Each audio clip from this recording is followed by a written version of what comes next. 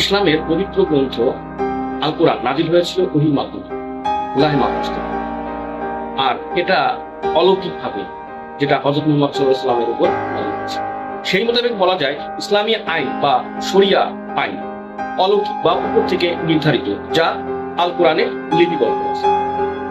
সেই অনুযায়ী ইসলামী শরিয়া বা আইন চলে। কিন্তু বাংলাদেশ জামাত ইসলামের সংরক্ষিত আসনের এমপি মারিদা মোতাস তিনি একটি টকশোতে বলেন, শুনেন কি বলেন। শরিয়া আইন এমন কোনো আসমান থেকে আসা জিনিস না যেটাকে আপনি ওভারনাইট এখানে এসে সবকিছু বদলে দিতে হবে, বিষয়টা সেটা না।